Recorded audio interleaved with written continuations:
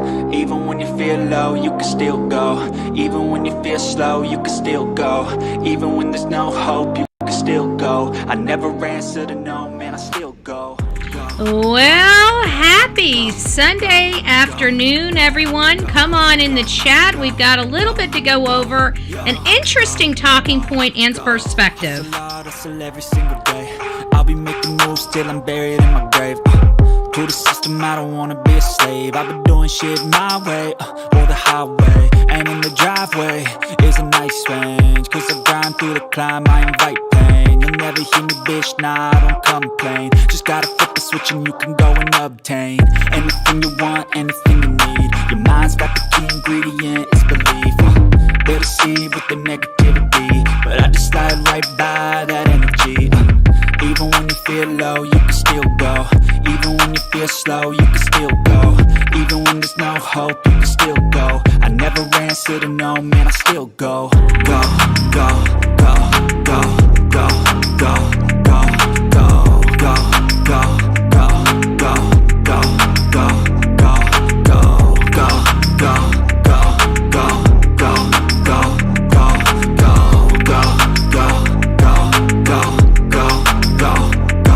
go. You got a mind, but even that could change. You could flip the gray matter like some batter in your brain. That's why they say, fake it till you make it A. And if you play that game, then you just might make a change. Rearrange all the bad to okay. Take the worst thoughts saying, turn them to a game. Take the best thoughts saying, put them on display. On repeat in your brain till you're feeling no more pain. Never slow yourself down, you can do some more. Push past all the pain and you'll find a door. Open it up and finally explore everything that you thought you could never do before. And even when you feel low, you can still go. Even when you feel slow, you can still go. Even when there's no hope, you can still go. I never answer to no, man, I still go. Go, go, go, go, go, go, go, go, go, go, go, go, go, go, go, go, go. Even when you feel low, you can still go. Even when you feel slow, you can still go. Even when there's no hope, you can still go. I never answer to no, man, I still go.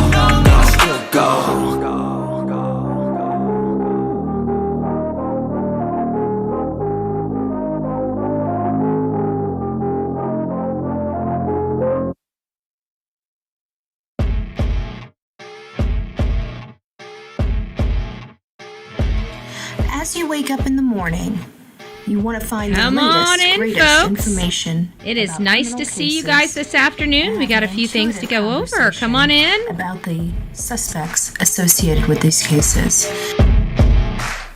Head over to the Bullhorn Betty channel on YouTube.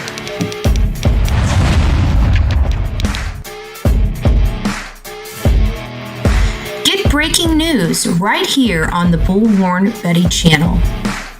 Welcome to the Bullhorn Betty Coffee Club. Enjoy your stay and enjoy your day.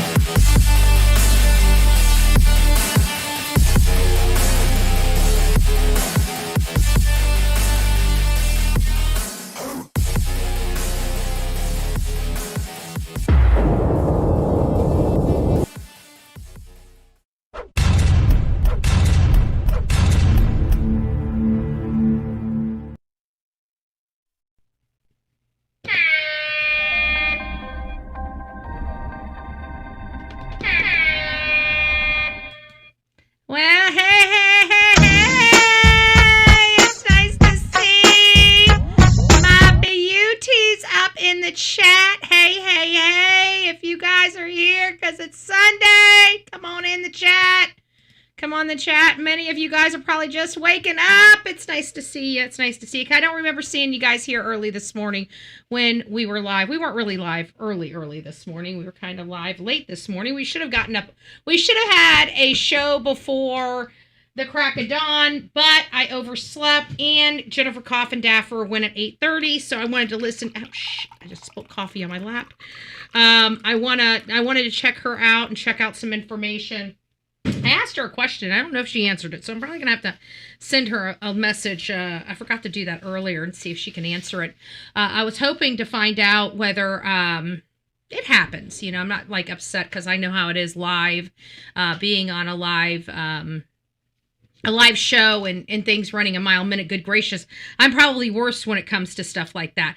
But I also want to let you guys know that if you guys see, we do have a something in the chat right now. If you didn't notice, now we're only at 75 people, so we might have to push this off till tomorrow. But for $5, you're going to be in a drawing to win this apron. This is being sponsored by Sonia and her business, and so I wanted to make sure that you guys knew about it because I told her I would. I was supposed to show it at the first show this morning, but I forgot all about it.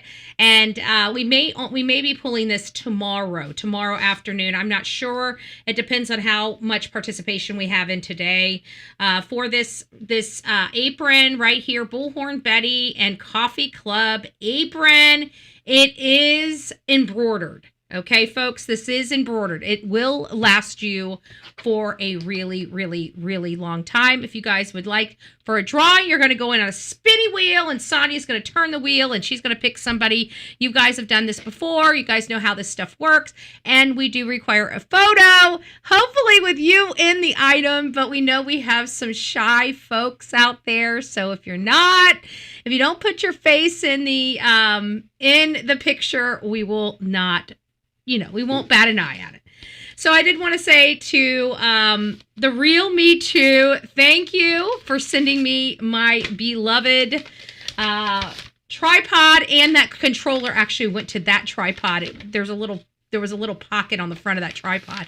But I appreciate you taking the time to fix that and put that and wrap it and make sure it was nice and secure. When I opened it up and I saw the Buc-ee's mints, I got to be honest with you, I was wondering if you were trying to tell me my breath stunk. Okay, and then I saw what you put in it. I am a little jelly because I had to get the mints. I have to be honest with you, even though I thought you were trying to say my breath stank. But I do appreciate the care you took in bubble wrapping. I tell you what, I don't know if you guys have been with me for a while, the Real Me Too, like, she sends me packets she truly does not want me to get into.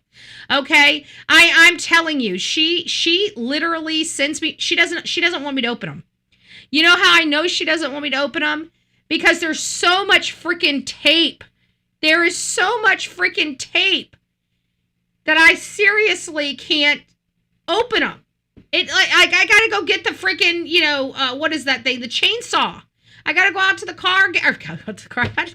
I would say go to the garage, the barn. The barn's gone, okay? And the last hurricane took the damn barn, so I got no place. But I'm going to get my chainsaw. I got to chainsaw these packages open. One year we were here for Christmas, and I tell you what, I swear, I think we had a tape shortage that year. Because the Real Me Too stole all the tape. Stole all the tape.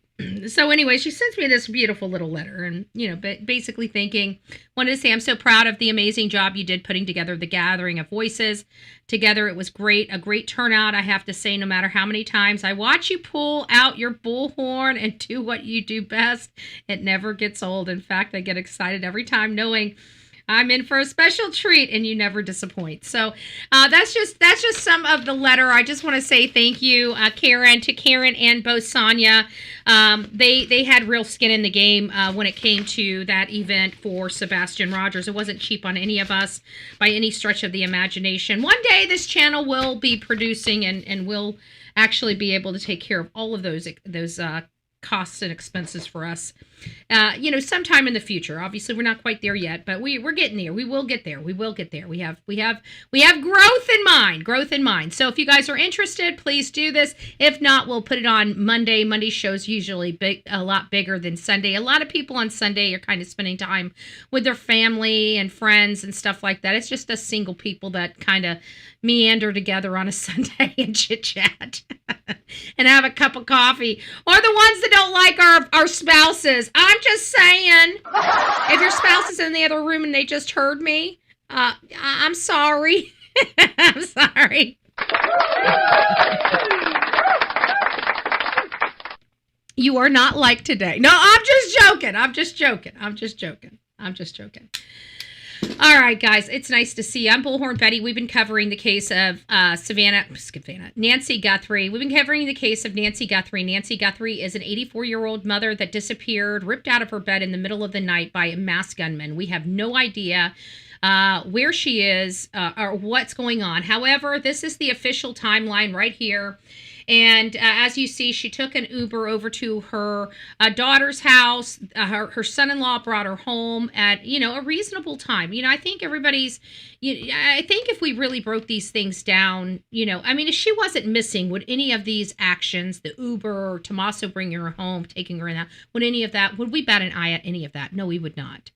So I need to bring it back down to perspective because one is I researched the heck out of everything. First and foremost, I research everyone and everything. I understand where my audience is coming from with Tommaso and Annie. I understand you don't know these folks, but we have to remember this was her mother, okay? This is not, you're probably nodding your head. Yeah, well, it seems to be a mom or a child somewhere, and we agree. But typically in cases, thank you, Miss Margaret. Thank you. You will absolutely be added in. It is a cute little apron. I love it. So anyways, would we really bat an eye at this? And looking at this family, typically in families where the mom or the children are violent and stuff, there's a history, folks. We're not seeing that history in this case. We're not seeing them being abusive to their mom. We are seeing a very strong knitted family here. A normal American family. This is not a family that is littered with a whole crap load of personal issues that we can find. Typically, when we dive into cases, through some of the work we do, in places that we go, it's usually a little easier for us to find problematic families. Like we can, people talk, even on social media. And you guys know that one of the things that we do, even though you don't know exactly how it's done, we kind of crawl through social medias. We crawl through public information. We crawl through a lot of different things, including public records, national public records, local public records, just a lot of different places that we go to search for people's names and information. So usually during those search processes that we do, and different creators have different techniques. Like my experiences are much different than, say, another creator's experiences. I think we just had 857 Tucson in here. Don't know the guy. Seems like a nice guy. Seems like he's got a good head on his shoulders. We've heard him out there several times, some of the conversations they had. So we know he's kind of in it, just trying to find out any answers. But he has different experiences than I have. And so he's going to be searching areas and information where he's comfortable searching. I search a lot of stuff because I've been known to search a lot of stuff, not just for this, but for when I worked for an attorney, when I worked for mortgage companies, when I worked for real estate companies. You've got to do a lot of different searches. So I have different techniques in finding information, including homes for sale, history of homes, because I have that experience where 857 Tucson may not know anywhere to go get public information related to home mortgages, or where to even look for, say, floor plans or building plans of that home. Whereas I've had to search for those things in whatever businesses I've had to do. When I was in insurance, I had to find people, right? So I've had to utilize many different databases to find T65. If you don't know what T65 is, you're not old enough to know what you are yet. That T65 is turning 65. What happens when you turn 65? Typically, you're ready to retire, start getting yourself ready for retirement. You're ready to start getting on Medicare and Medicaid. Medicare, A and B, not Medicaid. And so you're starting to prepare to start living life a little slower. And so we have these T65 lists, so we know the people are turning 65, but you know that sometimes out there, the information we have has changed. Their emails have changed, their phone numbers have changed, their addresses have changed. So you've got to be able to search for them. So my experience is here searching for information, and say like somebody like 857 Tucson, we might have different approaches, but it doesn't mean that we find out different information. We have just different ways of getting there. So when I was looking into the history of this family, the one thing I didn't see was this chaotic home. I didn't see, the children out there running the streets, acting foolish. I'm not seeing a whole lot of, I'm not seeing any, even with the kids, even with well, first of all, Savannah's kids are almost too young, but her brother's kids, they're a little bit older. I'm not seeing like a substance abuse issue, them having horrible behaviors and outbursts and criminal activity and all this other stuff. You're looking at Annie again, another woman that has kids that are a little bit younger. You're not, we're not looking at somebody there that's, ready to go, grandma, so we have some history on this family. It's not like we're running blind when it comes to this family. So everything that we're seeing, at least for me and from where I'm sitting, and I've tried to express that, but I also don't want to beat you guys over the head or make you feel bad for looking at Tommaso, because we really don't know what happened. All I'm saying is that after reviewing everything, there's a reason why I am not really considering Tommaso. And so I apologize that I really don't focus on Tommaso in my conversations. I try to, double it in for the folks that still, believe in Tommaso. So I don't want you guys being mad at me for this. It's just that it's hard for me to express an opinion that I don't possess, if that makes sense. So I'm really not digging, and I haven't dug, Tommaso or Annie being involved in here. And it's because of one simple reason, and really one simple reason alone, but I think it makes the difference. It's like, why now? Why now? Okay? Why now? She's 84 years old. Why now? There's nobody can answer that. Everybody's like, oh, it's money. People have money problems all the time. They don't go kill their parents. Okay? It takes a really messed up person, a messed up individual, to hurt their children or hurt their family. Okay? We have a lot of messed up individuals here, and we see a lot of messed up individuals here. I just want us to understand that I don't think that what we're looking at with Tommaso is going to pay out. I don't think it's going to have pay dirt. I don't think that the theory holds much water anymore. The only way the theory holds water is to assume and speculate a lot to make it fit. It wasn't him at the front door. We've ran polls in this chat, and almost everybody outside of a very, very small, and I mean like 1 or 2, 3 people, 1 to 3 people, believe that was Tommaso at the front door. Like everybody in our chat, that the one thing that we all agreed on in the chat was that person, that masked gunman, was not Tommaso. So I think that masked gunman changed a lot of perspective and a lot of theory when it came to this case. But now what are we dealing with? What are we dealing with here? And I think that's, even this morning's show when we were looking at Zach, Zach had this comment, some stupid journalist in Arizona, mainstream media, strikes again and looks like, it just shows us that they know their jobs are in jeopardy. Instead of beating us up, do a better job. I mean, it just seems so simple.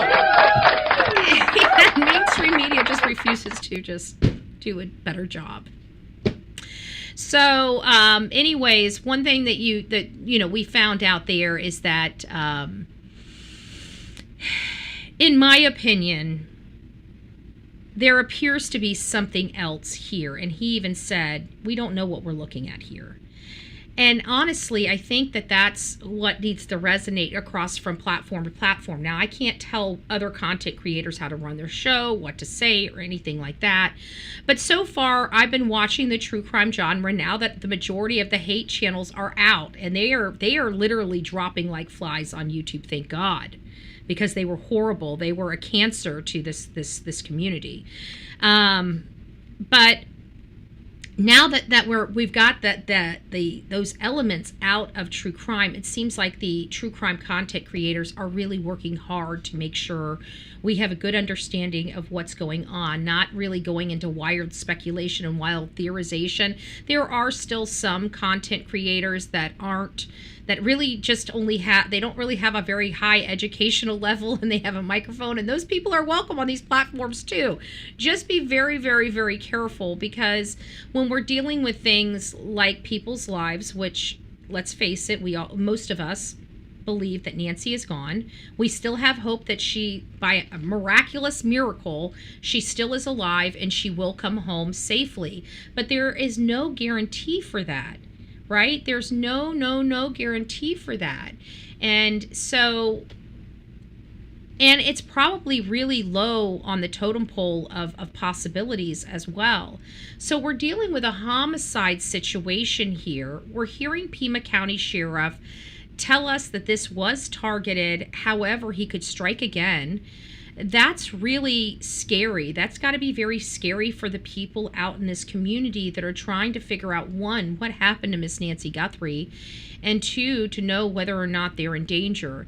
This is what I can say, is everything that I've learned out there in that community. If you live out in that community, please don't leave your sliding glass doors open or windows open. I know it's a little costly to run the air conditioning, and I know you're trying to be environmentally friendly and stuff like that. You're putting your life in danger. There were so many creepers around your homes that it scared me for you.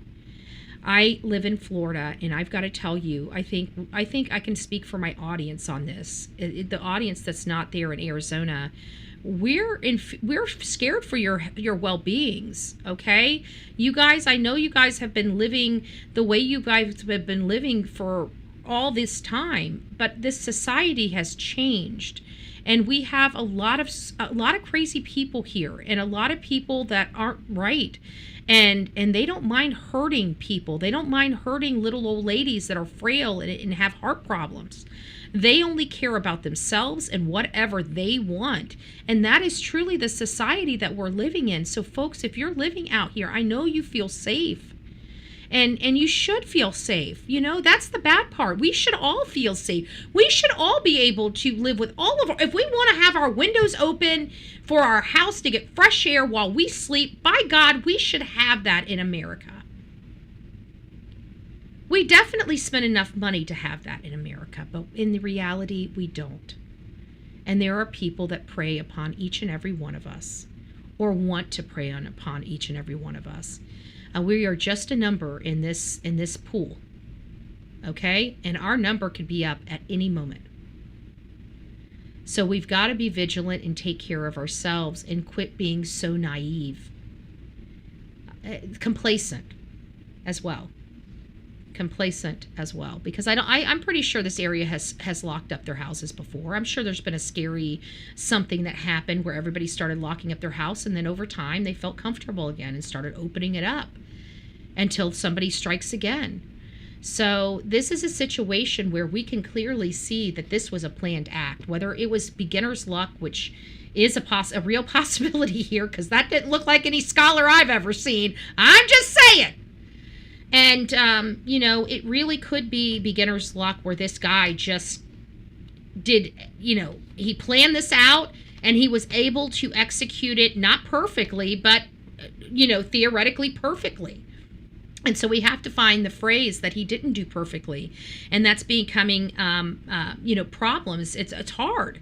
It's hard building this case, especially when, I feel like we would be a lot further. I don't know why I feel like if they would have vacuumed up that front door stoop area, it's hard, It's hard because I feel like we've got more DNA that could, like those plants. Why didn't they take the damn plants? Especially if they thought maybe he would have went up to the door thinking that they were the flowers. They should have taken them. We don't know what could have been on them. They should have just taken them. Everything at that front door should have been taken. It's so upsetting. It's so upsetting. But it is what it is. We can't go back and fix this issue. They never took it. It's still there to this day. The foliage is there. That front door mat is there. We're never going to know whether that has any type of trace on it. I looked again at those original footages of that house, and it's very clear that there was no fingerprint dust on that security door, even on that plastic piece. What if they could get a partial print off that they didn't know this person was in gloves at the time. Let's face it, they had no clue. So how did they not? The primetime rapist hit, okay, so there you go. Miss Margaret is saying the primetime rapist hit between 1983 and 1986. That would have been scary. So, even in the 83 and 86, people most likely locked their doors because of that. And over the years, they've gotten complacent, and I'm just very, very concerned about the well-being. I feel like this place is being led in the wrong direction by the leaders of their community. I don't know how any law enforcement is okay with their citizens living in complete darkness. That's their forte. They have the responsibility. The sheriff, like if let me just put it this way, and we've had our sheriff. I like Rick Wells. I really do. Is he a perfect sheriff? Of course not. I'm never going to sit here and put him on a pedestal and say, my sheriff is the absolute best sheriff and he doesn't make mistakes. I would never do that. Of course, my sheriff makes mistakes. And of course, his people under him make mistakes because you know why? They're human. They're not robots. So if you are a human being, you are going to make mistakes no matter what job you have, whether you're a doctor, whether you're a lawyer, whether you're a law enforcement officer, first responder, or firefighter. You just pray to God that the mistakes you made don't lose your life or somebody else's life, okay? But in a situation where we have, say, how many people do we have here? 500,000 people, I think. I think we're comparable to this area. I don't know what this area population is, but we have a medium size. I would say that's a medium. So we're not a city, we're getting big. We're starting to feel a little more city, but we're not Tampa, okay? We're not St. Pete. We're Bradenton, Manatee County. We're smaller. We're like a medium-sized community in the grand scheme of what type of community we are.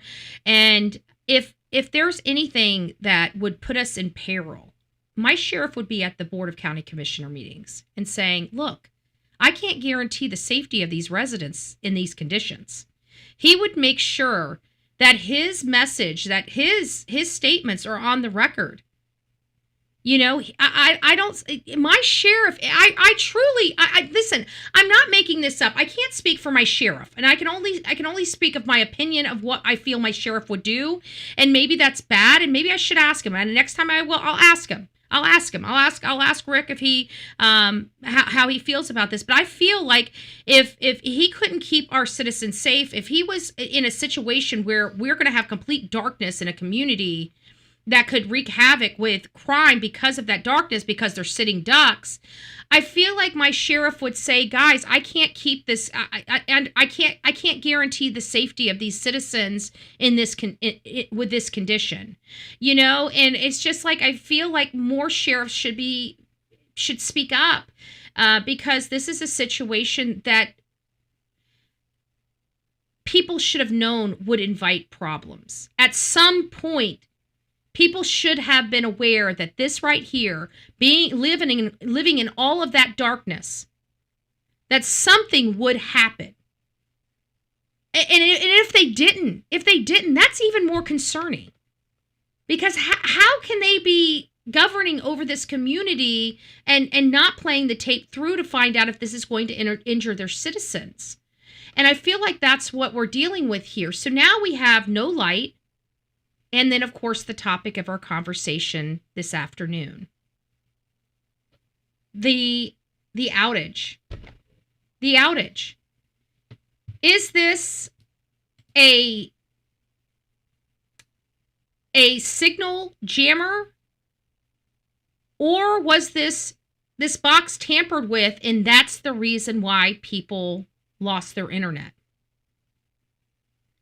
Because I'm starting to feel, bear with me here, and I heard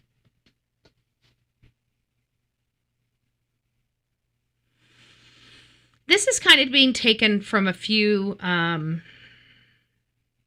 statements that I've reviewed over this time, with this whole box, this tampering with, and the possibility of signal jammer, and hearing that the internet was brought down somehow in this area. I'm starting to realize I believe this is much bigger than we think it is.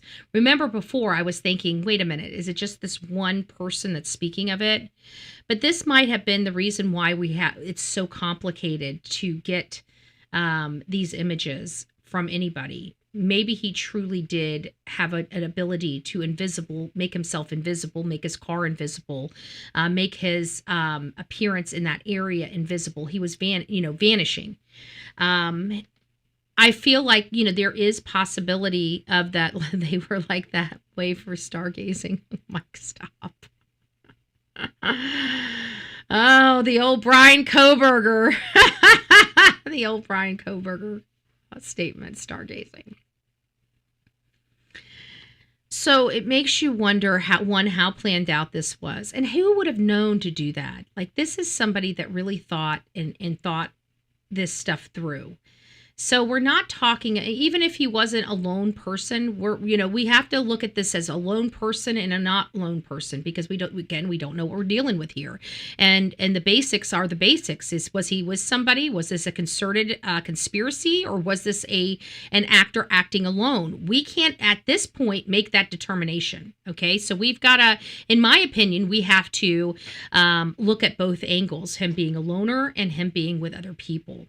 We still have to try to understand what was in his pocket. Was that a jammer, or was that a walkie-talkie? That can go a long way.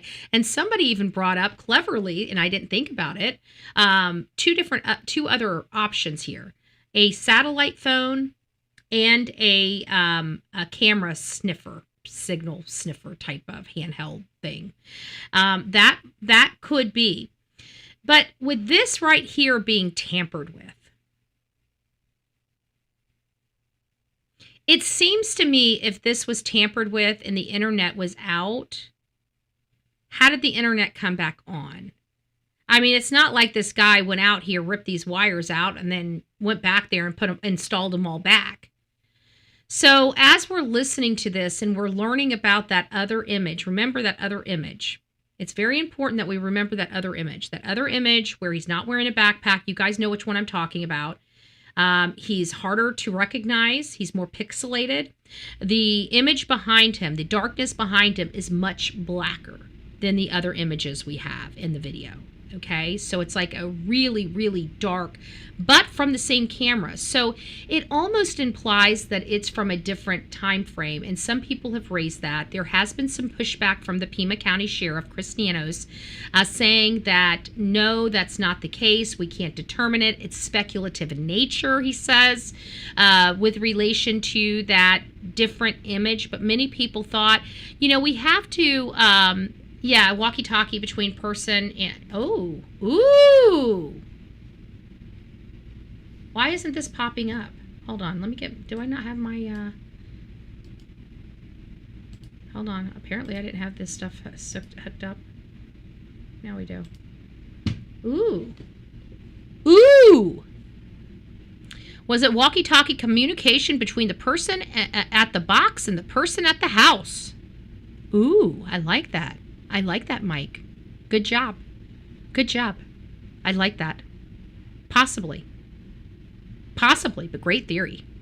Great theory. Possibly. But I find it quite interesting because, let's face it, I don't get paid for not thinking. That's good.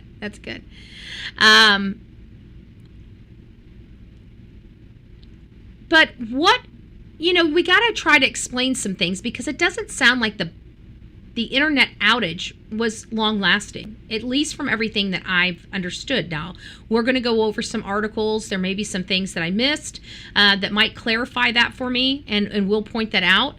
Hey, handsome man. Actually, let me just take some time and go through here and say hi to everybody. The question is, handsome man, are you really handsome? See, that's the problem, because usually when people come in here and said, hey, I'm handsome, when you look at them, well, rough. I'm just joking. I'm just joking. Erica's nice to see you. Melanie, hello, my love. It's nice to see you. Groovy Gal, the real me too. Tammy, Deanna, Rebecca, Bookworm, it's nice to see you. Downey, I hope you guys are being safe. Everybody that's in Hurricane Alley, Tornado Alley, please be safe. We're hearing the weather is really not being cooperative with you. Melanie, Marissa, the real me too. Teresa, hello. It's nice to see you. Who else do we have? Kathleen, Oma, it's nice to see you, loves. It's quite an interesting case without a doubt. Aw, Carol, it's nice to see you. Good evening. I hope you're doing well. Boogie, hey, love. Randa, it's nice to see you. Our handy-dandy Nightbot is out and about, keeping us in chat, keeping us here for the contest. We got you, Miss Margaret. I will make sure that Sonia puts you on. I think we're going to pull it tomorrow, though. But we have, if you guys don't know, we have an apron that is going to be up for grabs if you guys would like. Let me get on the other side. There it is. It is an embroidered Bullhorn Betty Coffee Club apron. I know that some cook out there is just going to love this. Now, I don't expect it to be kind of guy-y, unless, you never know this day and age. Some guys like to have pink and green on them. I don't know. We'll see. So, anyways, just remember, this can be for your mom, this can be for your girlfriend, your boyfriend, the cook in the house, whoever it is, the children that make a mess in the kitchen, whatever your heart desires. The raffle is $5. We are going to be pulling the winner chicken dinner tomorrow morning at the end of our show. My grand birthday get together was earlier. My two sons' kids turned 16 and 17 Friday and today. Well, happy birthday! Happy 16th and 17th birthday! Well, happy birthday to you. Happy birthday to you. Happy birthday, beautiful grandchildren. Happy birthday to you.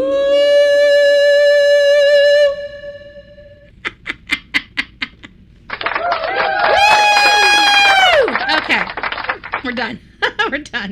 We'll get back to Nancy Guthrie in just a second. Be Betty fan, baby love, it's nice to see you. Show Poodles, it's nice to see you. Good morning, JM.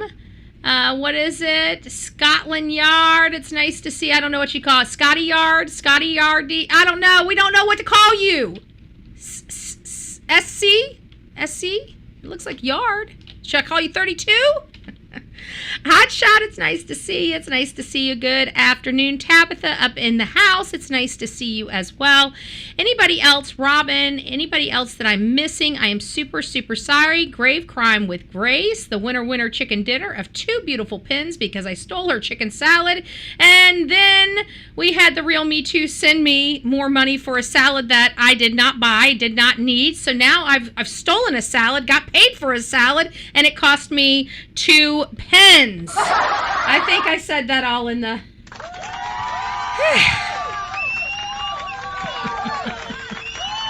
I'm wondering if I should stay away from salads or keep eating them. I don't know. I feel like I'm getting really lucky with the salads. I feel like I'm getting lucky with the salads. Whispering Winds.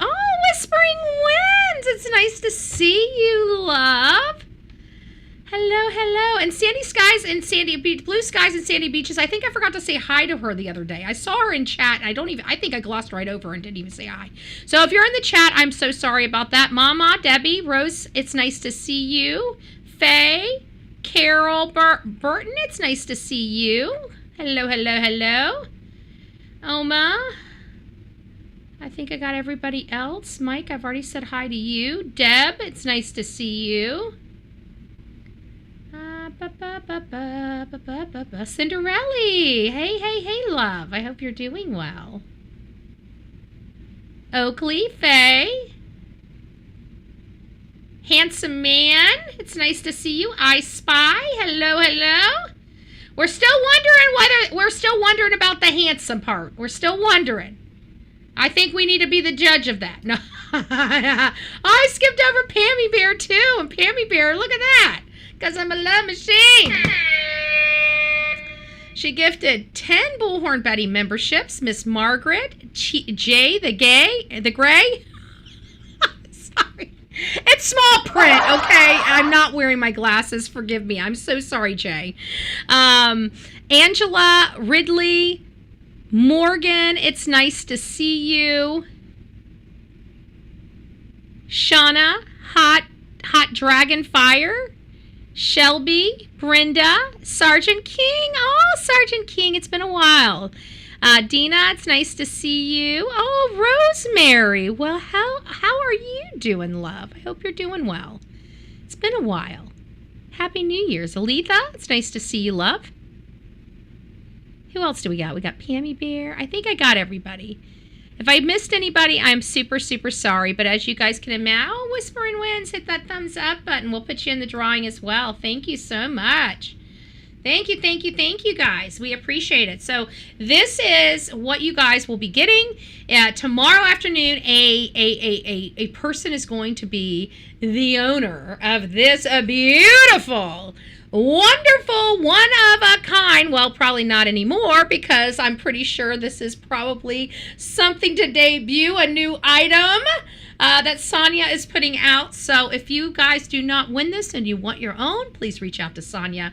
Thank you, Sonia, for being such a great support of the missing of this channel. We cover a lot of missing people. Sonia is the one that sends those packages out and puts those beautiful faces on those packages. Those packages reach hundreds of hands almost during the trip from point A to point B, and everybody has to look at those photos of the missing kids. So you can buy this stuff anywhere, right? You can have things custom designed anywhere. It's those special little details, that overhead, that extra oomph that she does to help our missing children really does help. It moves the needle, and that's what it's all about, moving the needle. So thank you for that. If you guys are interested, we will be drawing. You do not need to be here. This is going to be one of the ones, since we're not drawing it today, we're going to be drawing it Monday. So whoever wins, whoever is drawn, you guys will have, I think, 24 or 48 hours to claim your prize. And if you don't claim it within 24 to 48 hours, it'll move on to another person. So hopefully, but you don't need to be here. So that's the one positive. We'll get a hold of you and let you know who it is. Just be on the lookout tomorrow afternoon or at the end of the show for the winner chicken dinner. Okay, guys, now we're back here to the Nancy Guthrie case, this whole tampered internet. We've got a lot of tampered internet, which is quite interesting. So, oops, I moved that all the way down there. So let's go ahead and get started on our videos here, and then we'll further discuss.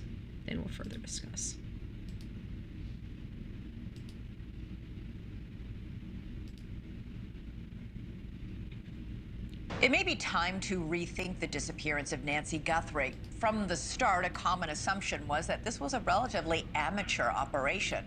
Premeditated, yes, but not that sophisticated.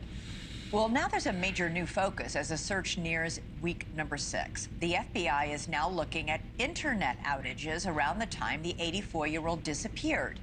The new development comes as FBI agents head back to Guthrie's Tucson neighborhood and canvass residents there door to door.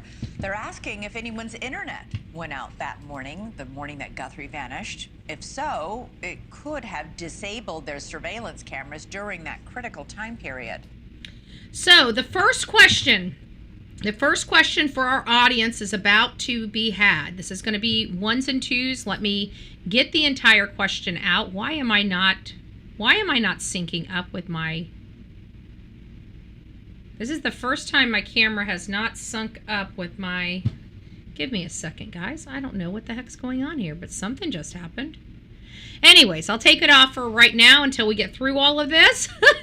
I don't know what that's all about, but that's a little strange for me and some change.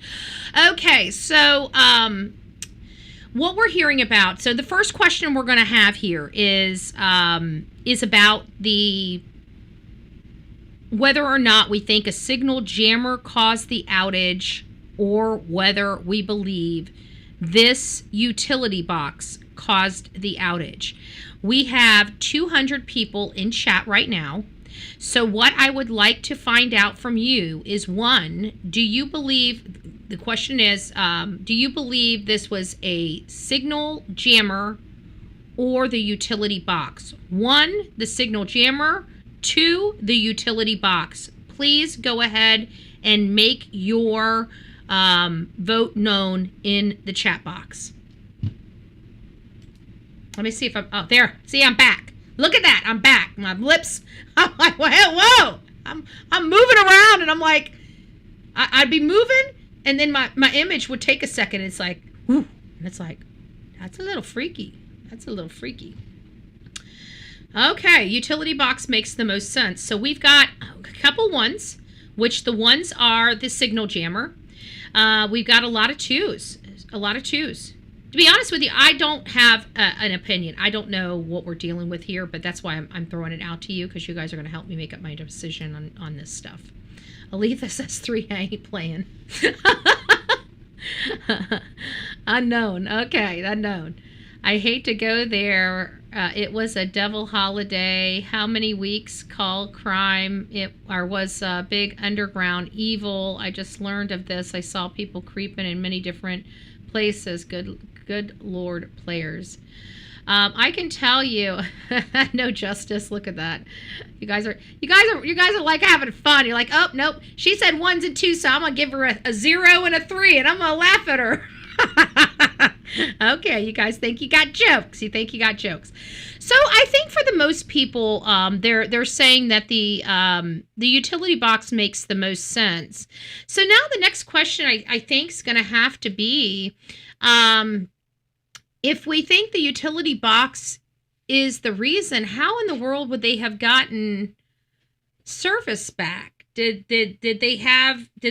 somebody realize the service was down and automatically send somebody out there to hook it up, and that's why internet was back on before people knew it was out? Or did somebody mess with the box, like Mike said, use the walkie-talkie to say kill the service? They killed the service, they snatched the woman, and then they turned the service back on. Is it something like that? I mean, there's a reason why they took the camera at the front door, but none of the cameras around the house. There was still some cameras around the house. 40-something minutes should have been enough time to go and grab other cameras. Something else was going on inside that house, whether she was being SA'd, whether they were torturing her for passcodes or computers, or, whatever. It seems to me like there should be more, there was more going on inside the house than they would like to state, bingo, bangle, bongo. Well, yeah. So I think that's kind of, where 41 minutes is a long time. So this is why the idea that this was a ransom really did not bode with me, because ransom people are, you got to think of it like a jewelry store heist, right? They get in, they get out. They want to grab their target and get the hell out. They don't want to lollygag. They don't want to spend time there. They don't want to get caught. They got to get their person, get them calm, get them subdued, and get them the hell out of Dodge. They don't sit there with the person there. That's what's making me, that's another reason why I've always felt like she was dead or dying when she left the house, because, 41 minutes is a long, long time. And you're not going to stick around there with a crazed, screaming person fighting you. And I don't see anybody sitting still. Okay. Maybe they were intimidated enough to sit still, but like me, if I've got a gun in my face, you know, I don't know. I've had a gun in my face before and I know exactly what I said. So, you know, he would not need the flowers if it was a jammer. And see, that's what I'm thinking about. So, but I don't know, because it looks like all the jammers we've seen have multiple antennas on it. We didn't see the appearance of multiple antennas in his pocket. Now, I could be wrong, and maybe that's just the art piece or, you know, prop that they're using for the thumbnails or whatever the case may be. But we've seen a very distinct singular antenna, not 3 antennas, not 4 antennas, not 6 antennas, not 8 antennas. We saw 1 antenna. So is that a, you know, something? It's crazy to me they can't track the pacemaker. I know. I have a funny feeling this is going to change some things. I have a funny feeling this is really going to change some things for the medical field. I think they're going to realize that we have the ability, especially with all this this Bluetooth stuff, that we have the ability to use some of these apparatuses as ways to, you know, find your family member. For example, especially when it comes to a pacemaker, think about it. If your pacemaker stops working, you know, and they have the ability to see that your pacemaker's not working. It's almost like the OnStar system of your car, right? They're able to send, you know, first responders to your direct location, automatically send the information to whoever. I think that really needs to be the next step in all of this, you know, heart pacemaker and stuff like that, because just like I said, you know, you drop, they can't, the pacemaker's not starting your heart, they need to get somebody to you quickly. They would automatically already be on the phone with 911 getting somebody to send out to you. I think that we need to have something like that, especially in the pacemakers, because it just makes sense, because the number one thing about a pacemaker is starting your heart, right? And sometimes those pacemakers fail or can't start your heart. So I truly believe it was a walkie-talkie. It looks like a walkie-talkie. I will not lie to you. It does look like a walkie-talkie antenna. Why do I feel like I got a hair in my eye? Sorry, guys. It does feel like a walkie-talkie antenna to me, too. That's why I brought my walkie-talkies out to show you the antenna, because in all fairness, it appeared to be fairly similar to the antenna of my walkie-talkie that I showed you guys. So, if that's the case, then we, in all fairness, we have a second person. Okay? If it is a walkie-talkie, well, nobody carries a walkie-talkie without somebody being nearby or within 2 miles, because that's usually the range of these walkie-talkies. And they are really hard to hear within that 2 miles. So you really need to be within a mile or less of those walkie-talkies. And again, you know, they have the earpieces that came with the ones I got. We need to go back and really look at and pay close attention to see if there's any lines on either side of that mask. Because if we can see those lines, then we have somebody that has an earpiece in, that's getting information from somebody on the other end of an earpiece. So maybe even if he's not using that walkie-talkie, maybe somebody is speaking to him through the earpiece of that walkie-talkie. But again, coming back to this, you know, finding out what happened. Did they lose internet? It sounds like this internet thing is something. And because I don't believe, like many of you, that this is a jammer, I think law enforcement started looking around at what would cause the internet outage. And it wound up at that service panel, that utility box. And they've obviously saw that the utility box was tampered with. And prevented them from recording what could be valuable evidence in Guthrie's case. This all comes as investigators zero in further on the doorbell camera video. It's really the only clue they have so far. Guys, I want to remind you, this is News Nation. This is from News Nation. This was the doorbell as it was seen right after they released the scene. Now, I want you guys to notice and observe What's the one thing missing from this piece right here, other than the camera? Anybody? I'm going to give you guys a few seconds. Do you guys notice anything missing from this apparatus other than the camera? Because there's something missing from this. And there's something that should have been observed on this when Brian Inton walked up. So, hey, you look better. I'm fresh out of the morgue. Thank you for noticing, Nina. Fresh out of the morgue. It's very easy, Nina. Bullhornbetty@gmail.com. My name and Gmail. Bingo, bingo, bingo! You rock, girlfriend! Ooh! Christy got it. Christy got it. It's nice to see you. Thank you. Yes. Fingerprint dust. No dusting for prints. Bingo, bingo, bingo, bingo, bingo. Fingerprint dust. This is one of the main reasons why people like me are so angry with the initial investigation and forensic testing of this house. Because from where I stand, this should have been taken off this door. This should have been removed and taken immediately down to the lab. That floor mat, all of that debris in that area should have all been vacuumed up. Okay? This is not out of the realm of what they do when they do a forensic search of somebody's home. Okay? We've seen this enough. How would I know to vacuum that up if I have never seen an agent vacuuming up a place that a suspect has been?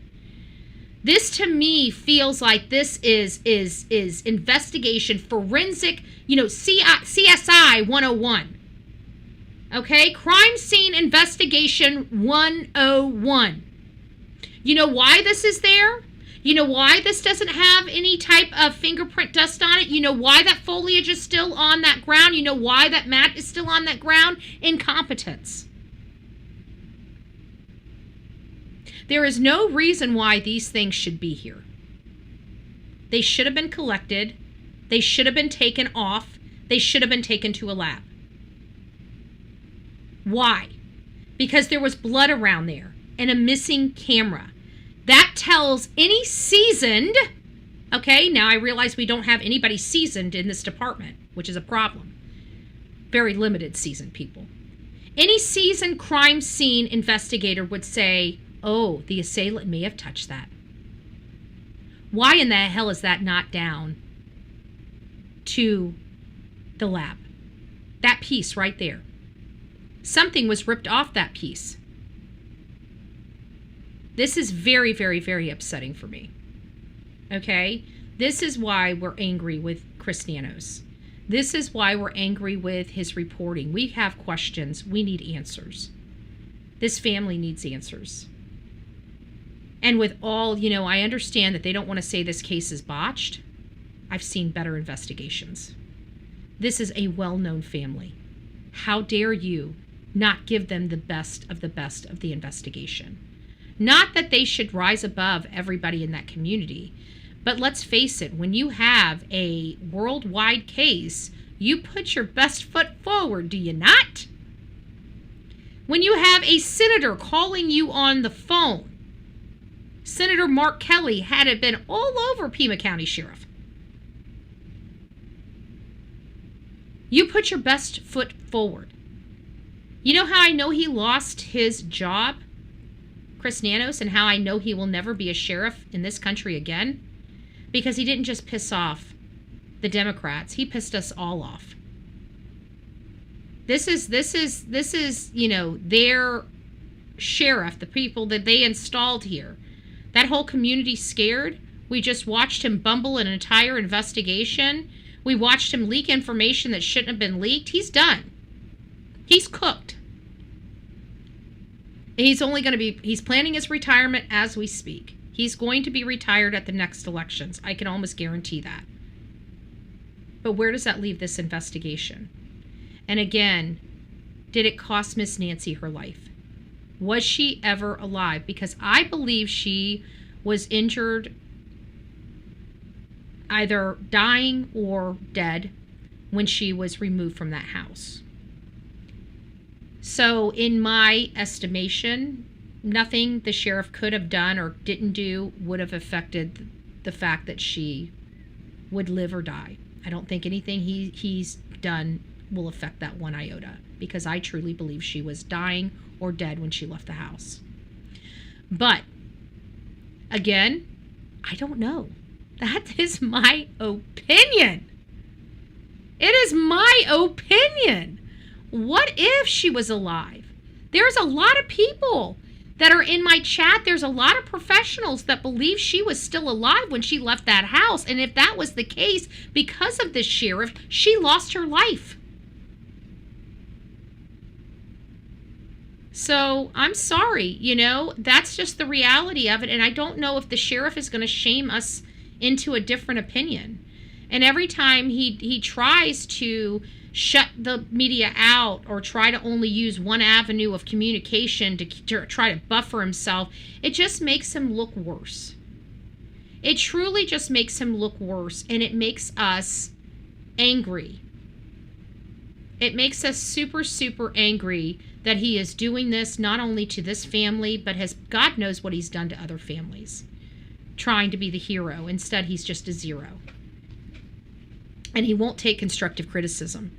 And he wants to try to say stuff like, well, how the hell do they know? We know, sir. I can promise you, if there's anything that Bullhorn Betty knows about anything, it is crime. It is crime. It is seeing the worst of humanity.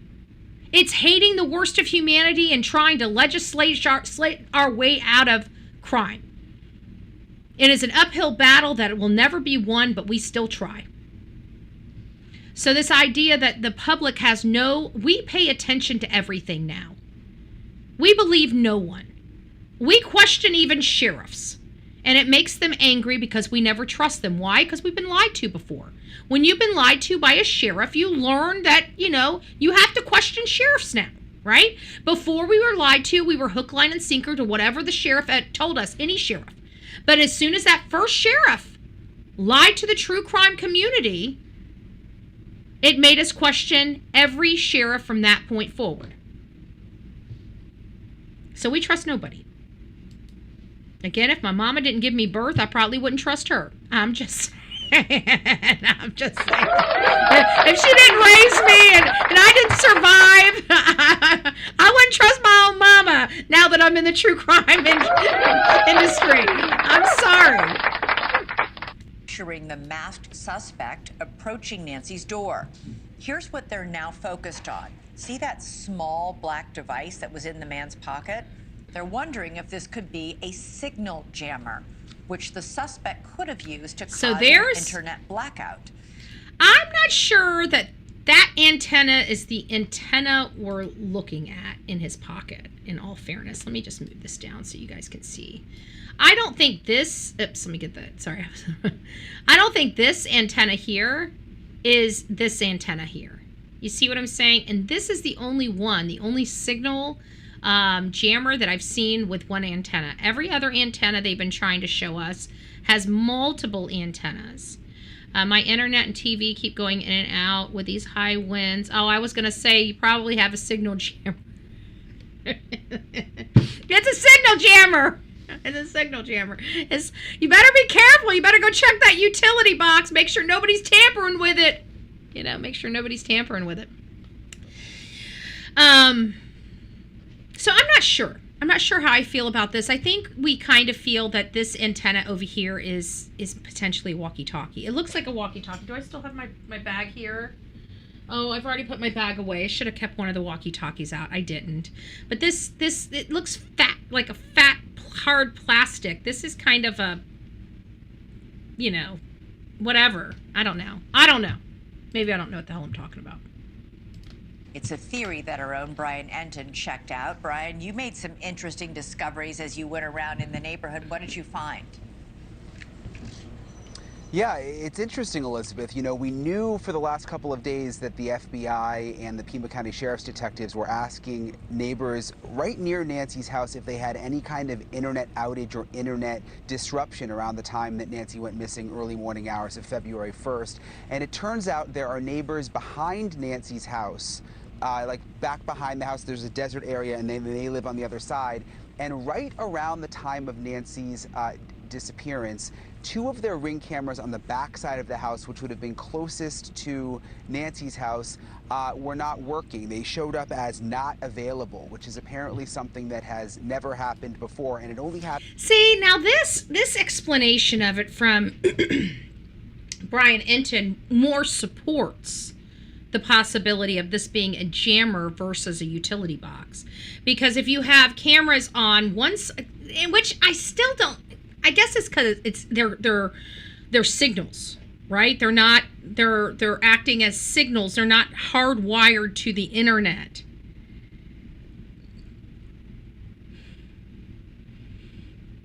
They're connected probably by Bluetooth, and I don't know if, I think you can have Bluetooth connection even without internet connection.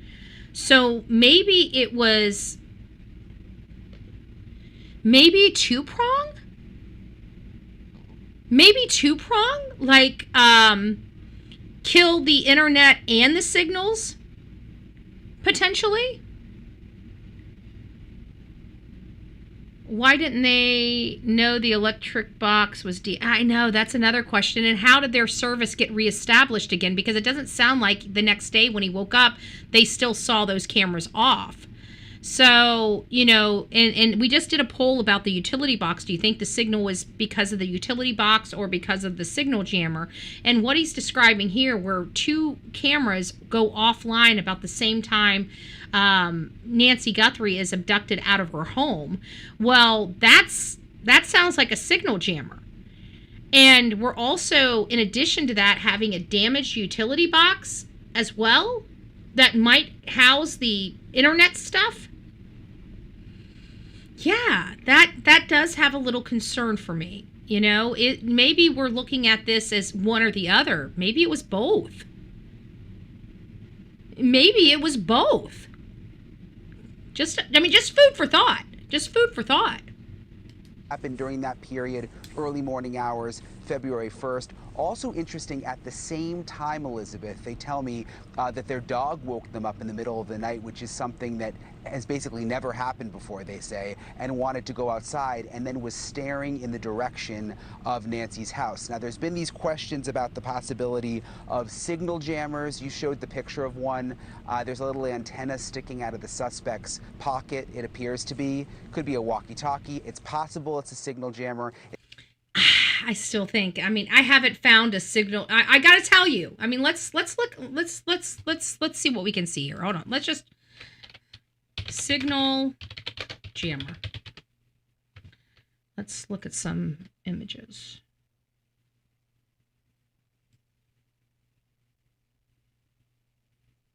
Let's start looking at some images. Let's look at these signal jammer. Like, this is, all right, let's,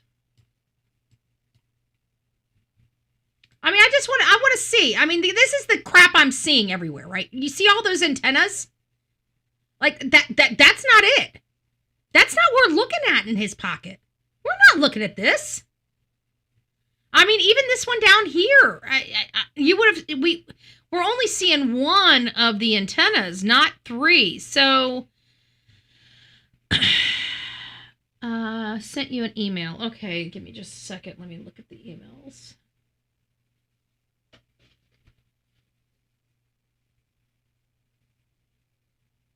And I was actually thinking about opening up the phone, the call logs. It looks like I'm working in one of these signal jammers the way it looks on here.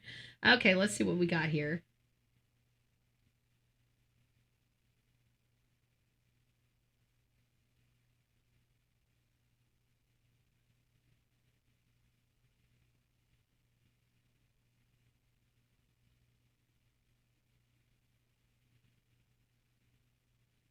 I'll read over this. Thank you so much for that, Nina. I appreciate that. I'll read it and respond back to you after this show. It looks like it's not really directed for the show. So again, we see the signal jammer. It looks like multiple antennas. It doesn't look like, I mean, we got this one here with a single antenna. We got this one over here. Hold on, let me see if I can move this over.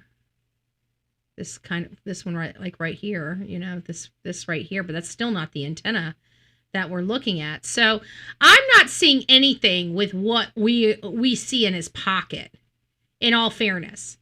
So if I really had to guess whether or not, like maybe this one still has that weird, it's not the same antenna. So there you guys have it. We have, I just don't think, it seems like it would be a walkie-talkie to me. I think you guys are right. And if it is a walkie-talkie, folks, we got another person involved. Okay? And many of us felt kind of, now that I know some of you still have Tommaso in the back of your mind, but for most of us, we've kind of put him on the back burner, right? We're not letting him go, but we put him on the back burner. And now we're starting to look at this for what it is. This looks like a targeted attack. It looks like potentially multiple people are involved in this. This goes, a little bit different. Now, a lot of the pundits believe that this still feels very personal. And I don't think we're going to shake that until we know who did this to her. But a lot of the pundits has one on her home. It's camera security. Okay, good. But all the pundits believe that this feels like a targeted attack from an inside job. What does that inside job seem like? It seems like somebody that's been at her house, a neighbor's gardener, landscaper, somebody that targeted, realized who this lady was, something of that nature. They're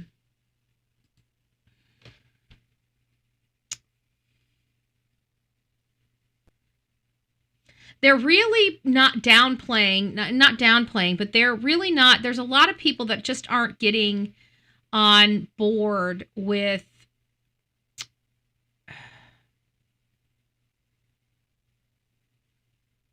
this being some dumbass, just some dumbass burglar. This is not a dumbass burglar. This is somebody that's worked at night in conditions such as this, because he seemed to use some clever techniques to get this job done. And in my opinion, that means that he's done something similar to this in the past. Just saying. Maybe not to this extent, but he's done something like this in the past. So does this person have a criminal record? I believe he does, just not something that rose to CODIS, right? So I think we're going to find somebody. Once we find him, we're going to realize he has some low-level crimes affiliated with him. But I still don't know who brought this man into this world, into Nancy's world, into Nancy's orbit. I feel like this, and I've kind of had this gut instinct that I felt like this was a hired person. I think a lot of people feel like this was a hired person. This feels more of a hired person to me. We're probably going to find out that this is some dumbass that just happened to come across, Nancy and Savannah and realize they lived in. It's probably going to be something that's stupid, but we're not seeing that. We're seeing that this is more personal. That this was, this is not a professional, but it seems like beginner's luck or something to that effect. I mean, it seems something.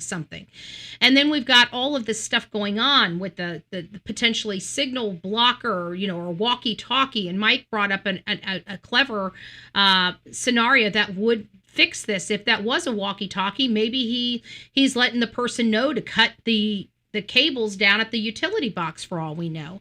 I mean, that it could be just like that. And of course, we don't know whether or not that's a jammer or could be a jammer. We did hear that there were some cameras that went down at the right time. Is it possible that maybe two options are here? Maybe we're looking at weird jammers, but this is a different kind, different brand, maybe an off-market from China versus something that we see around here that's supposed to be a heavy-duty, jammer. Maybe it's just something like that. I don't know. I've never used a jammer. I've never seen a jammer before. This is my first experience. Maybe we should do a show on jammers just to be up to date on it. I don't really want to do that. I think that'll create more people. It's also possible if it was one that it would have knocked out Ring cameras and cell phones in the area while he was there. We know the FBI is looking into it, Elizabeth. And they've never told us one way or another what they found out. The latest on the search for Nancy Guthrie, now entering day 37. Pima County Sheriff's Department officials confirming they are now investigating a damaged utility box around the corner from Guthrie's home. Investigators say the equipment could be connected to a reported internet outage in the area around the time she disappeared.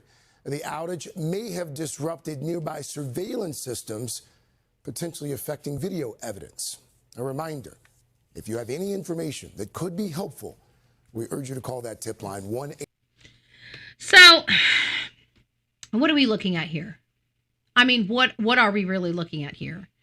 Because they're saying that now it's the utility box versus the jammer that could have provided the outage. We don't know how widespread this outage was. We don't know what caused this outage. Pima County Sheriff isn't stating anything about the outage. The FBI hasn't stated anything about the outage.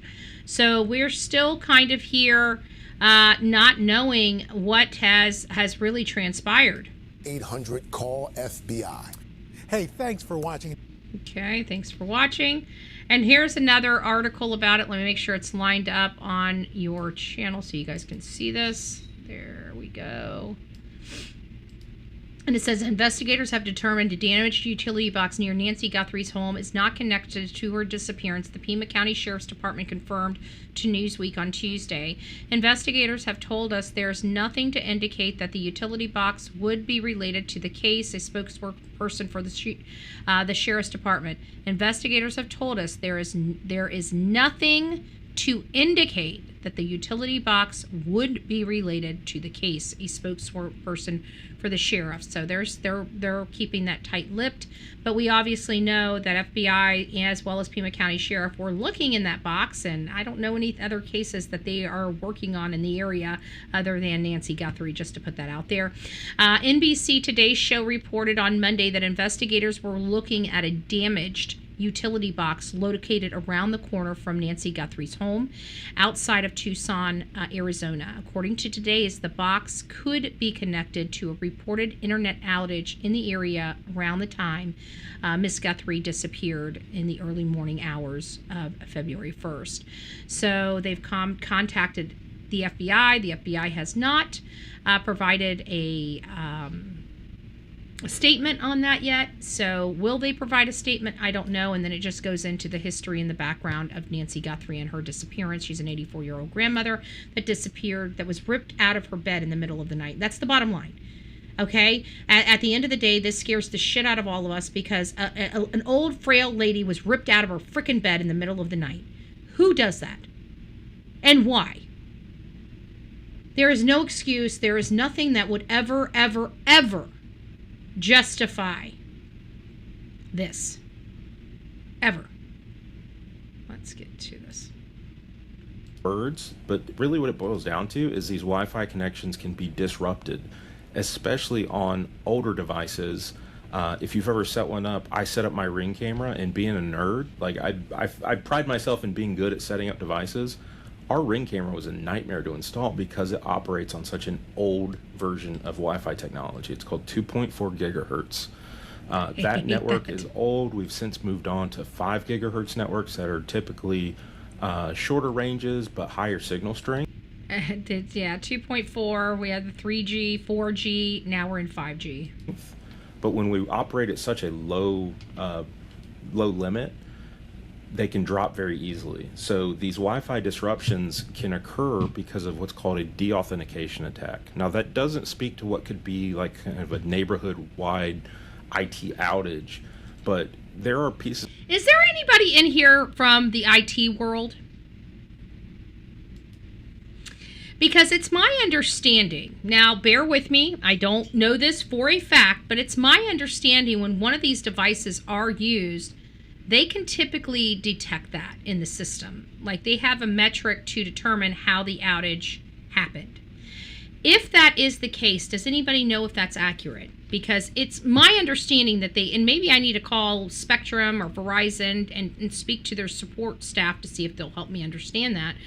But hopefully, please don't. I know. Me and Mike don't like the Banfield. Yeah, but she's got, this is good information. I gotta. Yeah, I know it's like scratches on a chalkboard, but you're gonna have to pull your boots up. Yes, they're saying yes. Yes, my brother says so. Okay, so they would be able. That's what I've heard. Hey, Ginger, it's nice to see you, love.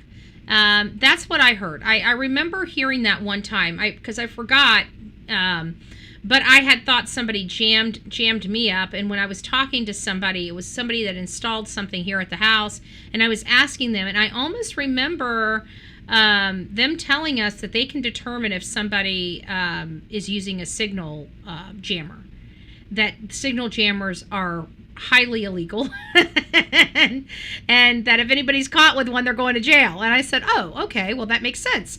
So it made me give me a little peace of mind, but I almost remember them saying that they can determine whether it's a signal jammer. And but it's so vague that I didn't want to make that assertion without asking, because I can't trust my mind, because the conversation was had so long ago and it was such a brief conversation, but there's just something in the back of my mind that remembers that I almost remember them saying that they can tell, they have a way of telling, so it wouldn't law enforcement have reached out to the internet provider in the area to see if they have any indicators that the internet was out? Because I hear that when your internet's out, they see the outage on their end as well. They can see any disruption on their end. So I just want to confirm that that's true, and if so, maybe if they haven't reached out to the service provider to find out what all that means. It just seems like it's a simple process, but and it might be as simple as that, but they're just not wanting to tell us. They may have already done it. I'm sure that they've thought about reaching out to the service providers. This is a technology on the market right now that if we went and purchased one and put some thought and effort into it, I don't think we that's could absolutely walk antenna. up to a house and knock its Wi-Fi offline. From what I understand, they are fairly low tech, but what does that mean? I think when we think of what is low tech in nowadays, is low tech means something that we can go watch a YouTube video about how to set up or read a couple blog posts.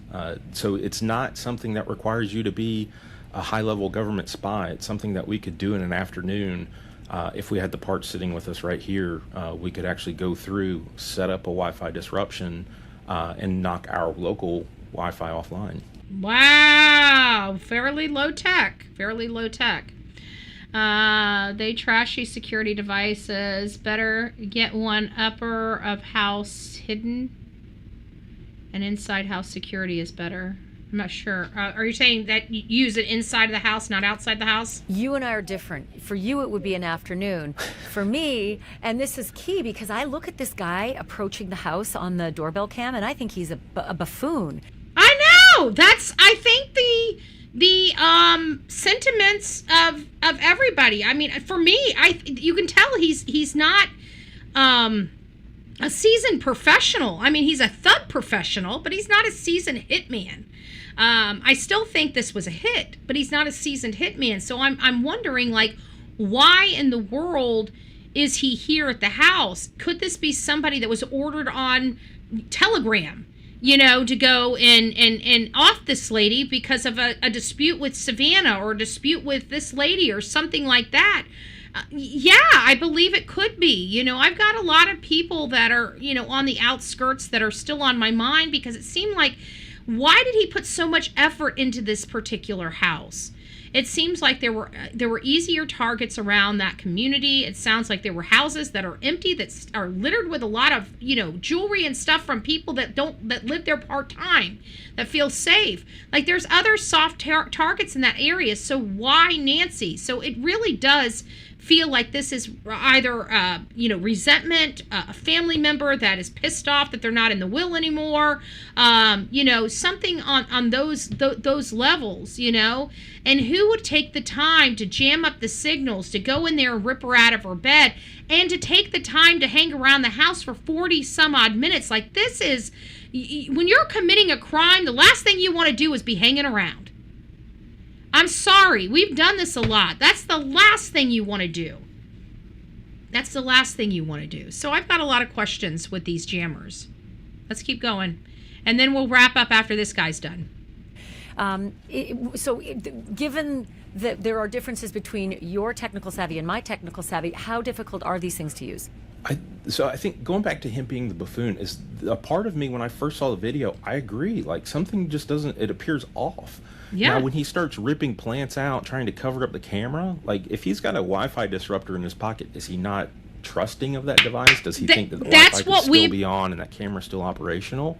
That's what we've been saying, which really kind of, like, these are the common sense things, the playing the tape through, that's like jamming us up on this jammer. Why would he be doing all this if he knew? And we've said that on here. There's people in our chat that have made that exact statement. Like, why is he trying to cover up the camera if he had a jammer, if he knew the internet was offline?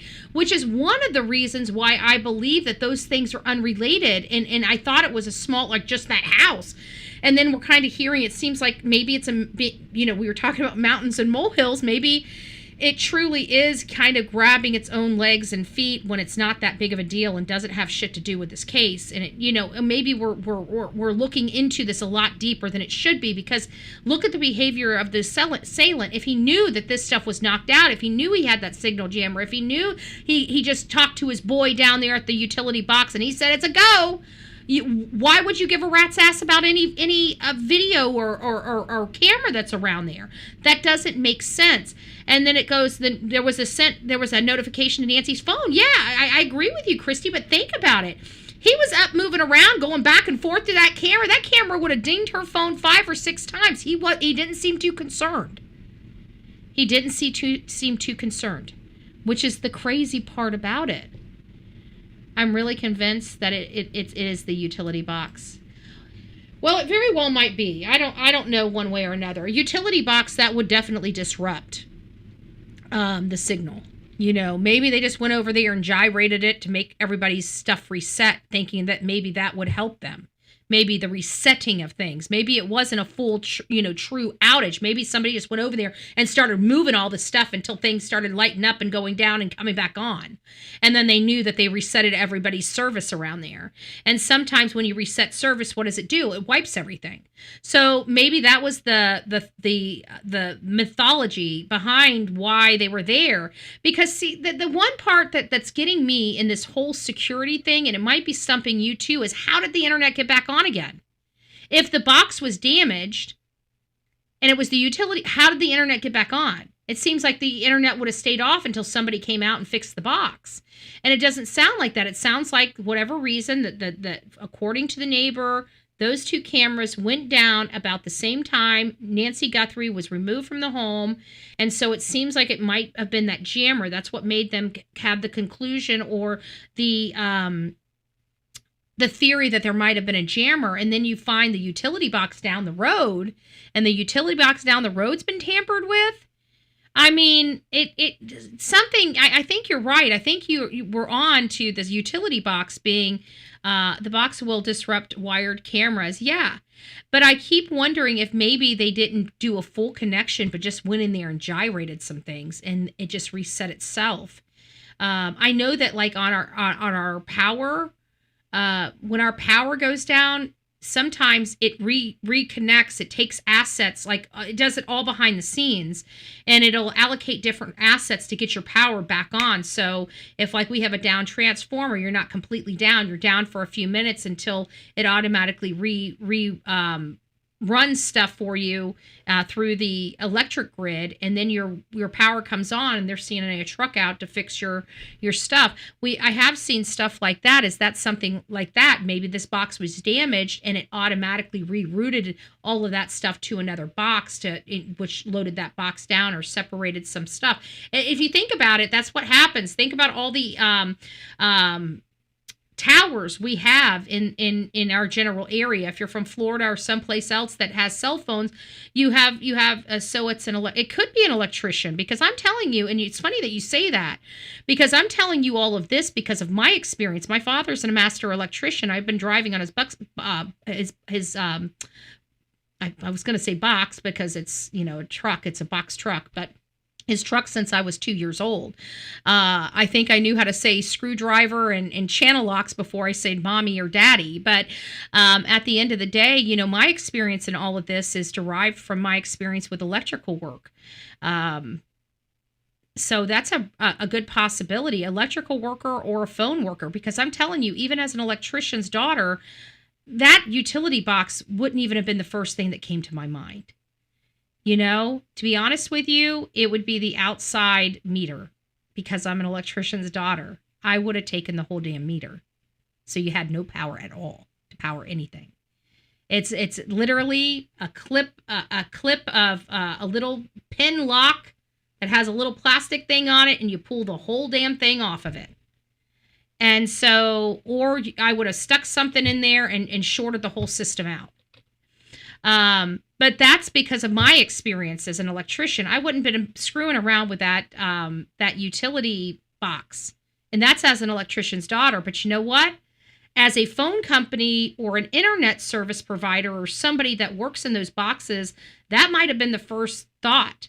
Or when the person was casing the joint, saw it there and said, maybe I should consider knocking the internet out here. It seemed like whoever went there had the objective to at least knock out the internet, it sounds like, or disable the cameras. How did he know that the camera wasn't disabled at that front door to rip it off? I think it was revenge involving Savannah. That really does kind of make a lot of sense. It sounds like a crazed lunatic that was at, but I also learned that the truth is stranger than fiction, and I still feel like that's the path of least resistance. Like, I think this is so left turn type of stuff, like the Brian Kohberger case. Nobody heard of Brian Kohberger. Nobody was even looking at Brian Kohberger until Brian Kohberger's name was said after he was arrested. We learned about Brian Kohberger after his arrest, not before.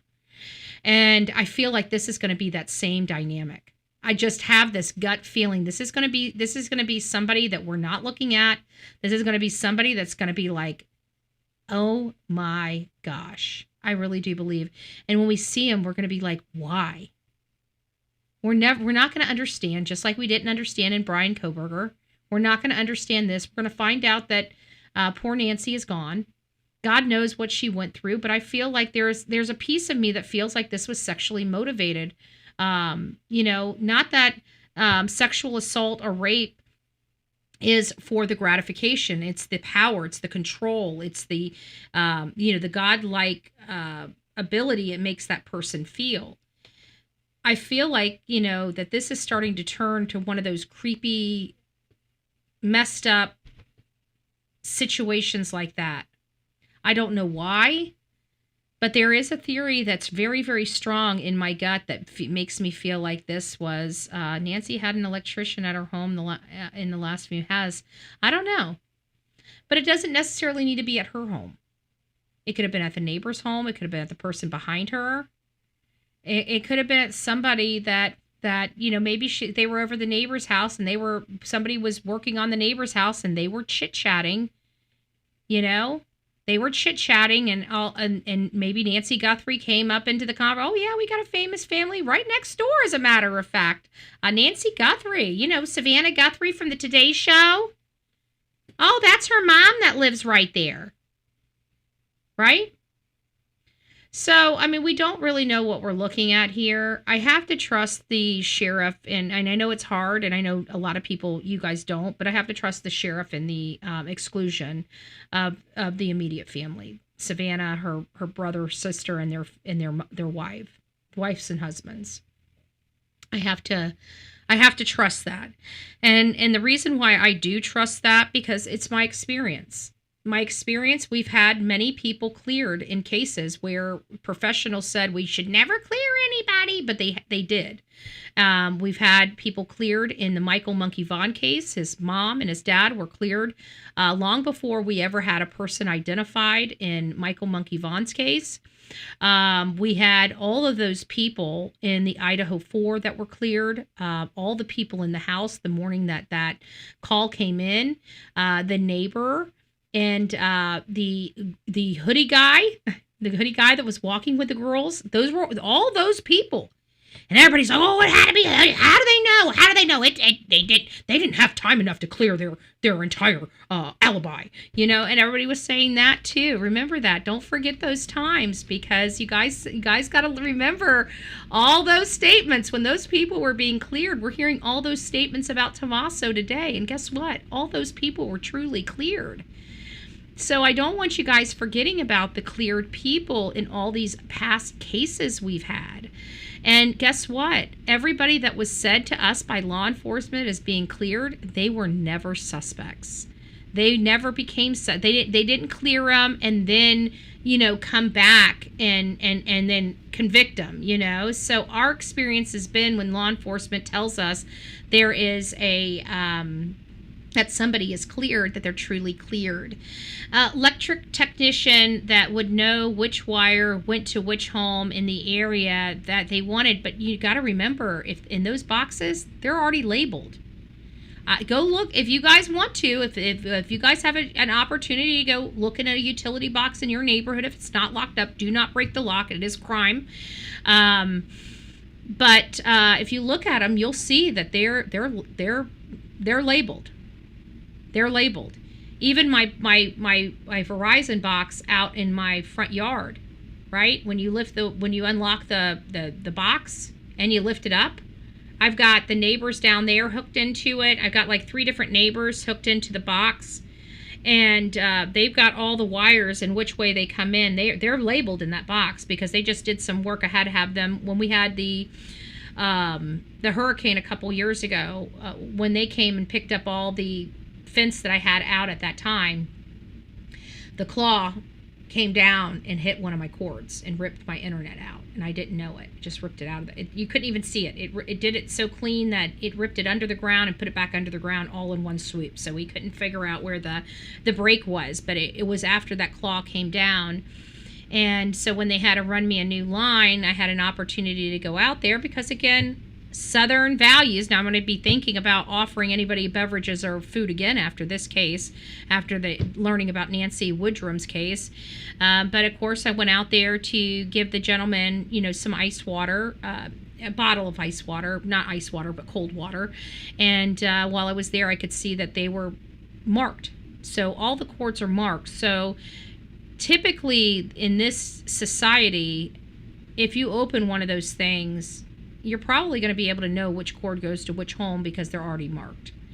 Some of them are marked with property ID numbers, but even if they're marked with property ID numbers, your property ID number is literally on every governmental website, from to pay your taxes website to your property appraiser's website.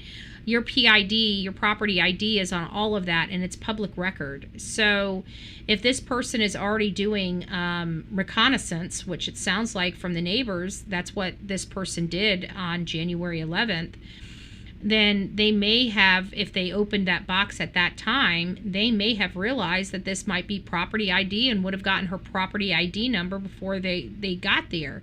But there is a possibility and a palette for them being more than one criminal that conducted this. We don't know what law enforcement has. It is very concerning because law enforcement has told us they believe they know why this person targeted Nancy. We would like to know why she was targeted, and they're not letting us know. So something is definitely going on. This could be somebody that was put up to do this, somebody who's not very tech savvy. But these the Wi-Fi disruption devices, again, they're very easy. You could go watch a YouTube video right now about how to do it. The link that I sent your producers. He's talking about making a jammer, it sounds like. Oh, thank you, Let Them 66. We appreciate you. It sounds like he's talking about how to make an actual jammer. That they're not really, that you can make a homemade jammer. That's nuts. That's what it sounds like here, because he's like, oh, you don't have to be tech savvy. I'm thinking, why do you have to do this? Why can't you just, go order one? Can you order one on eBay or Amazon? Let's see.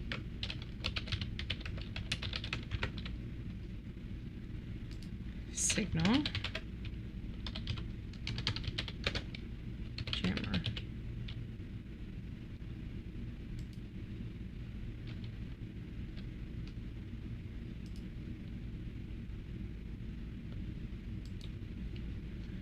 Jammer.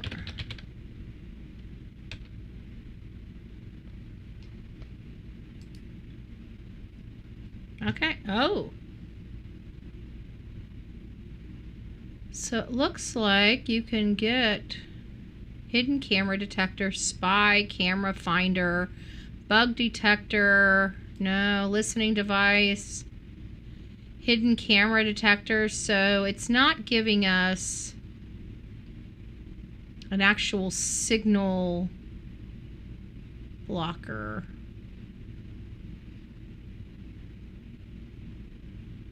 Huh.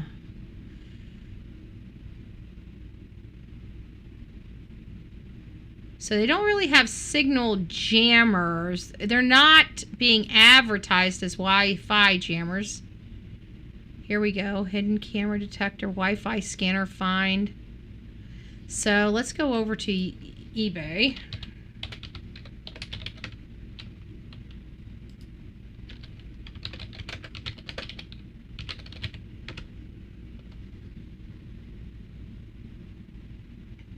Radar detector, no. Anti-spy scan detector. Signal tracker. Signal detector.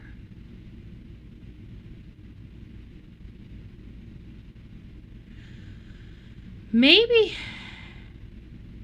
Yeah, I don't see any on the okay, so 3D printed tank signal jammers, unpainted. Here we go. So we've got something that somebody's making.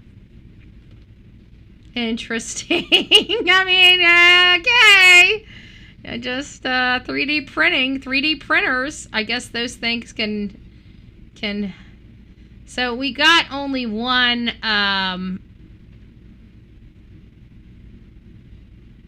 Only one jammer that we've found that we could build off of. So it doesn't seem like they're readily available online.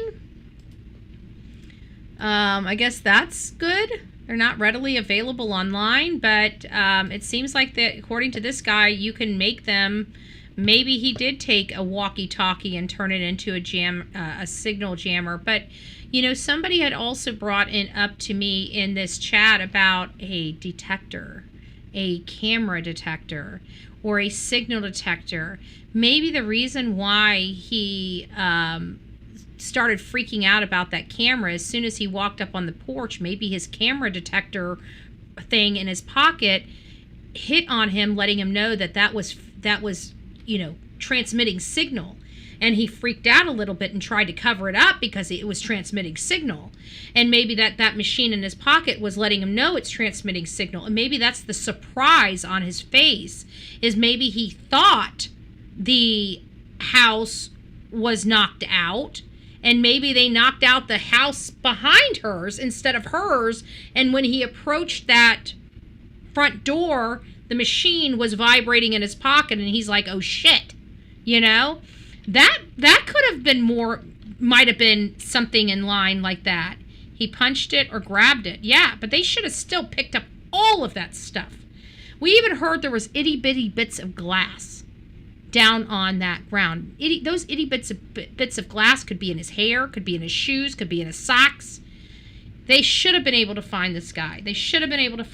So I don't know what we're looking at here, but that would make sense too. This, because what we're seeing online from eBay as well as Amazon is signal finders, not signal jammers. So interesting stuff. That one, there is a YouTube link that goes to it that has since been removed. And perhaps it was removed because it is a nefarious act or could be potentially illegal. But in our country, the FCC does regulate what can and can't be used. So when you think of what is illegal, ham radios can be illegal. So high frequency use of those devices is illegal unless you are licensed to do it. So just because we have this device sitting on a table, until we use it for that illegal step, you can absolutely possess it. Wow, interesting. So the actual possession of these items is not criminal. It's the use of the items that make it criminal. Interesting. So let's talk about the efficacy, because from what I understand, and again, a lot less than you got to be really close to the home or to the actual system in order to disrupt it, which means you're kind of already caught on the camera if you got to get that close. That's right. Oh, so it really interesting. depends on where that Wi-Fi unit is established inside the house. And keeping in mind that the front of this house, we saw that brick facade. Wi-Fi does not play well with thick devices like concrete or brick. Yeah, so it's going to be hard to get. I mean, think about it. I mean, that's been my biggest problem here is that this house was built in 1960 something. It's got, wire and my walls are not drywall. They're plaster. And plaster has metal grates in it to get the plaster on the wall. It's, 1960s home. And so it for me, in a concrete block, I don't think a signal jammer is penetrating this house, or penetrating, but who knows? And I think he's kind of saying, you should get one and test it. No, I'm not going to jail.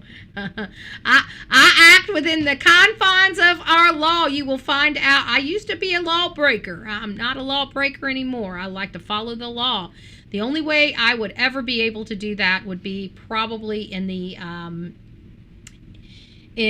presence of law enforcement. That would probably be the only time I will be able to play with a signal jammer, is probably one that is being propped by a sheriff's office. Maybe I'll go down to my sheriff's office and see what they're willing to let me play with, that they've got, just to see, who knows? So we may already have a weak signal to begin with. And just based on some of the pictures that we've seen, it does look like this is an older Wi-Fi unit, an older Ring doorbell. So the signal strength on those is not nearly as good as the ones that if we bought a brand new unit today. Wait, you can tell that just from looking at the bracket, but before, of course, they finally, removed the bracket with their CSI teams. But just looking at the bracket, you could tell it was an older. So having installed two of them myself, that sure looks like the old model that we have. Okay, all right.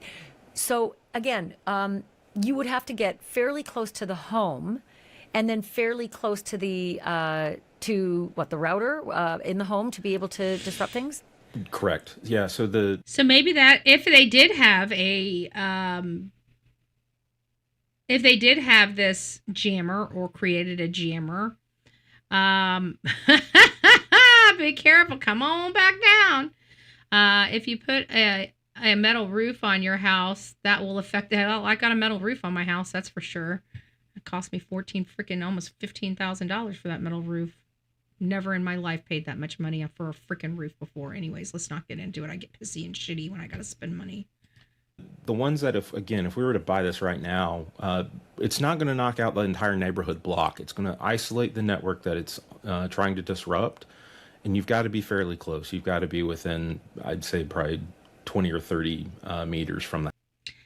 20 or 30 meters is a lot more than I thought. But this actually might prove that there's no possibility of it making it across to that neighbor's cameras. And I think we talked about that before, is the distance that these jammers can go, and they're not very far, in all fairness. They're about 100 feet. That's about it, or less, 100 feet or less. Most of these lot sizes are 100 feet wide by 100 feet deep. So, I mean, you really only have, that jammer can really theoretically only be jamming up the signal to one singular house. But then again, if you're not right on the box, it's not going to really work. So and then with the routers being inside the houses, like I said, there's a lot of things that affect the signal and stuff like that. Like Mike's saying, metal roof. I've got metal in every single one of my walls. Yeah, I've got metal grates on every single one of my walls throughout this house, except in Vince's old room. My best friend's like, "Why do you call it your ex-husband's old room?" I'm like, that's what I know it for. Yeah, I mean, it's the trashed room. I have trashed that room. I need to clean it up. I do need to clean it up. House. So as you're walking up, there's definitely a chance that you're going to get caught on camera. But just knowing how these cameras operate, sometimes at nighttime when the IR cameras kick on, you can hear either an audible click for the light turning on that you can't see, or the red lights may kick on. So this person, as they approached, may have been depending on a potential Wi-Fi jammer in their pocket, but at the end, something happened and it drew their attention to that camera on the phone. See? It drew their attention. I told you you could see that there was a glow of light on his glove. So something clicked on. Something startled him out there. I really, truly do believe that. Something startled this assailant out there. Amish did our metal roof on our trailer in 2200. Oh, well, that's lovely. Mine was... Well, I got the quote for, I think it was 13,955, and by the time they put up this, they're like, "Oh, you need fascia board." I thought it was all included. Well, apparently the board and getting the fascia board and all that stuff was extra. So by the time I got my bill, I think it was like $14,555 or something like that, or $355. It was almost $15,000. Well, in between 14 and 15. I don't care. Anything over $14,000 is $15,000 to me. So there you guys have it. It was too damn expensive. I wish I had $2,200, but I will tell you, in 2018, that same metal roof was only going to cost me $7,400. So how it went from $7,400 to almost $15,000 in a matter of, what was it, 3, 4, 5 years? That's ridiculous. That is ridiculous. That's what, anyways, we're not going to get into it because it gets me all upset. I don't like spending money. I'm a cheap bitch. Everything else he owned was from Walmart. So what kind of jammer? No, the jammers are illegal. So that's why this guy was. That's why I was kind of like, it sounds like he's trying to explain that there's things on our internet that teaches us how to make these Wi-Fi jammers. So I thought, it seems like it'd be something that somebody would just go on the internet and buy. But apparently, a jammer is not something that you can just go on the internet and buy. You have to make them with other items. So I think that's where we're coming from here. My aunt cannot see the people on her outdoor bell and cam unless she's on TV or cell phone. Yeah. Wow. Good afternoon, everyone. Well, hello, Miss Linda. I hope you're doing well. The only thing that would shock me is if the guy acted alone. Actually, it's not shocking to me at all, because I kind of feel like this guy, although I feel like she was dead or dying when she left the house, I feel like his motivation was not robbery. It was not ransom. It was either to kill her to get back at Savannah, or it was to, in my opinion, to sexually assault her. I'm still not taking the sexual assault off the table. And you guys know I talked about it at the beginning, and of course it's given rise since we listened to Nancy Woodrum's case. And her case really does mimic a lot of what we're seeing here. And that was done by a lone individual. And he was able to escape responsibility for quite some time before he was ultimately brought into justice. Now, during his time, this was before geofencing. They used geofencing to find that guy. And it was the painter. And how they found him is because he was standing in her bedroom with his phone when the act was committed. And so and then once they had him, they got his DNA, and they were able to compare the DNA, and it was him. And so he finally ultimately confessed to breaking in her home, raping her, and bludgeoning her to death, rolling her up in her bedding, and throwing her over his shoulder, which is what many people believe happened to Nancy Guthrie, and why those drops didn't have any footprints in them or smears. Threw her over his shoulder and took her away and disappeared her. She was ultimately found, but again, it was her painter. It was her painter that she was nice to, gave water to, and gave tamales to. That is, again, it is now changed me from, I probably will not offer another worker at my house a beverage or food or anything because of this particular case, because you don't think of that. And next thing you know, you're an unwanted person is standing over your bed, and you're in such a vulnerable position. You're already dead before you even know to struggle. So it's just sad. It's just sad. And these older women, they're living alone. They're living a little longer, and they love their independence. And it's just a recipe for disaster at some point when you have a bad actor out there. Yeah, it was a painter for Nancy Woodrum. Nancy Woodrum is, which we did a show on it, The Tale of Two Nancys, and it was because of Ashley Banfield is the one that found that case, and it really was a good apples to apple type case. So it broadened my horizon to look a little more at service employees. Especially we're hearing about this utility box, like somebody said, that does sound like an electrician or somebody that's very knowledgeable about that box. So maybe even a fiber optic person, a telephone person, a cable person, an electrician, something like that. So I think we might be onto something with the help of Nancy Woodrum's case. So very, very interesting, though. Very, very interesting. All right. Well, Betty, I'll bake you some cookies if you shovel my snow. Yeah, good luck for that. I'm not coming to Wisconsin. I'm not shoveling snow. Did I tell you I'm a Floridian? I am a true blue Floridian. I will not shovel snow. I like snow. But even when I stay in the snow, you know what? I stay at places that shovel the snow for me. I'm not a snow shoveler. Okay? You cannot buy my shovel with cookies, okay? I'll dig you a hole. I'll dig you a trench. The Bullhorn Betty True Crime Show will dig holes, okay? I'm just saying.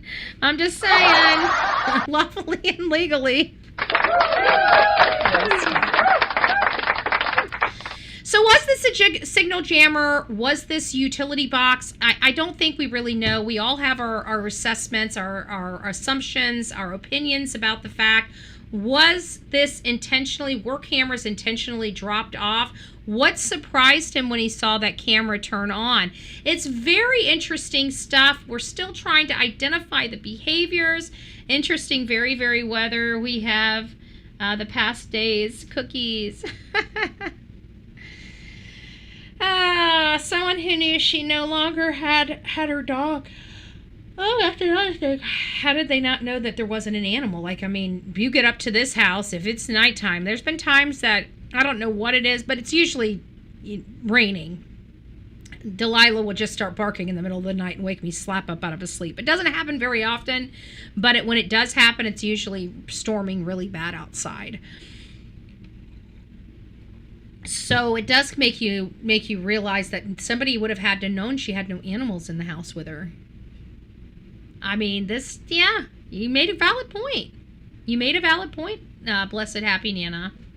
So Anyways, guys, please don't forget, if you're on the replay crew, don't forget to hit that like button. Don't forget to subscribe. Don't forget to share and hype. Hype, guys. If you guys are coming across this, if you are in chat right now, go out.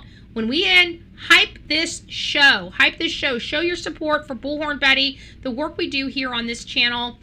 We're trying to have some interesting talking points because there are things that I'm curious about. There are things that I'm curious about. We learned something. We can't just buy jammers on Amazon. So that means if it is a jammer, he would have had to build it or have bought it on the black market or had somebody to build it for him. Something happened. Something, if this is a jammer, he wouldn't have been able just to have it delivered to his home. Not easily anyways. So very interested in learning some stuff. Could he have found it on Telegram? Maybe we need to have some people that know how to search Telegram really well to search Telegram for us and find out if there's anybody that's selling signal jammers on Telegram. We know that a lot of stuff is on Instagram and Telegram. It just is the name of the game. And lots of substances, lots of ST, lots of HT is done on those two platforms. And the creators of those two platforms know it and do nothing about it.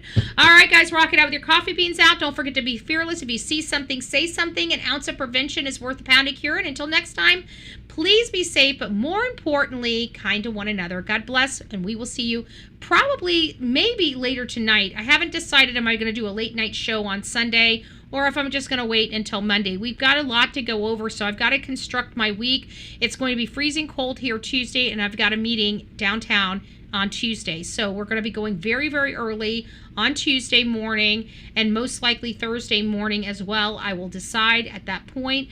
But for tomorrow, we're going to be rolling on this channel and we're going to be rolling on our other channel. We've got updates for Lily and Jack Sullivan that we are going to be going over and diving into. If you guys have heard about Lily and Jack Sullivan's case, they are the two children that disappeared from Nova Scotia, Canada, and they have not been seen or heard from since. Their mother fled the area, never came back to the area. Daniel Martel was still doing all the press stuff while Malaya was gone, and then he ultimately got arrested. I believe he got arrested because of Malaya. I think this is a charge that Malaya put against him because the allegations are from 24 to 25, and that was during the time Malaya and him were together. Is this the reason why she left and left forever? She knew he killed her kids, and she's just trying to save her own skin? I don't know. We know that whatever we were told is not true. Those kids happened to go somewhere. Lily had recently just got a black eye, and I believe that Daniel Martel was very violent, not only to Malaya, but also to those children. Did he beat those children to death? I do not know. What does Malaya know? Her friends did not do a good job. We will be further discussing this case in an upcoming show tomorrow. So again, that's going to be on our Crime Stories channel. So if you guys have not been to our Crime Stories channel, please considering going over there and subbing up to that. We're going to have a great conversation over there about Lily and Jack and go over her friends and her friend's statement. I know the deception detective has his opinions. I also have mine, so I'd like to go over those with you. All right, guys, we will see you tomorrow morning. Until then, keep it safe, keep it clean, and do an act of kindness for a perfect stranger. God bless.